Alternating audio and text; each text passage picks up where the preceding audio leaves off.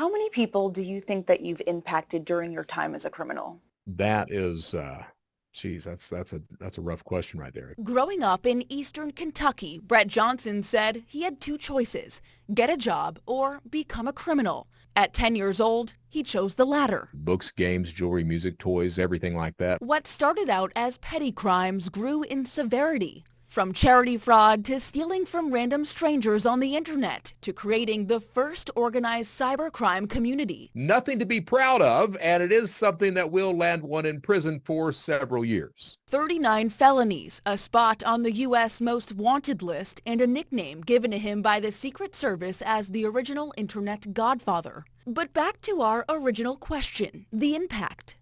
So we're talking a lot of people. I would hate to even put a number on it. In the midst of his criminal days, Johnson used one tried and true technique that is still used today: email hacking. Okay, so you've got two email addresses, gollum@anglerfish.com, to gollum@anglerfish.com. Can you see the difference between the two email addresses? So here is the first email address, gollum@anglerfish.com. And here is the second, gollum@anglerfish.com. We'll go back again. Here's the first one. Oh, it's the I. It's the dot above the I. It's a subtle tweak to an otherwise normal-looking email address that today is the #1 way email compromise is committed, costing businesses $7 million a day. We see amounts frequently in the hundreds of thousands of dollars. Tom Blanchard is the Charlotte cybersecurity expert a growing number of these victims are turning to.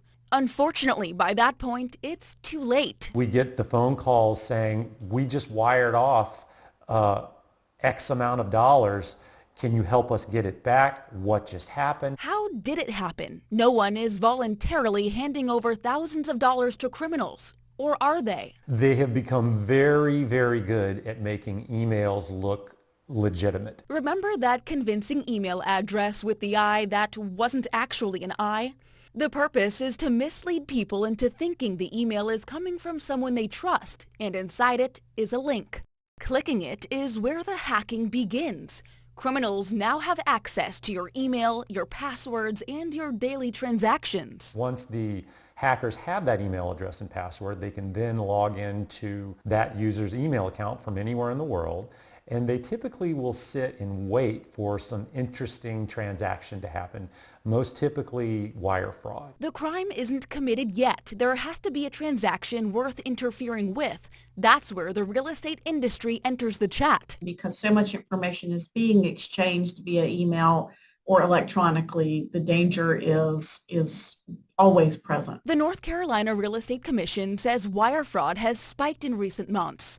Like they've done for years, buyers are communicating with brokers via email. When they receive those emails, they can copy and paste the entire email, the look and feel of the email, the images, the email signature that the individual users use, and they put that into their own email and are able to put together a very convincing email to the victims. The only difference is the bank account and routing numbers, the key to a likely payday for the hacker. A lot of people have a false sense of security that the bank will back them up in those situations.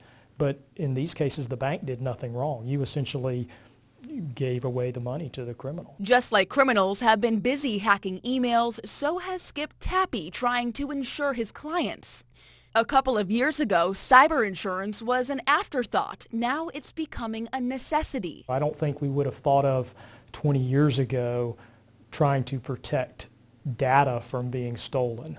And now it's as prominent or more prominent than, maybe the theft of personal property. How hard is it for the FBI to prosecute these crimes? That money is gone once it's sent overseas. The FBI is not sending agents across the world to track down your $1,800.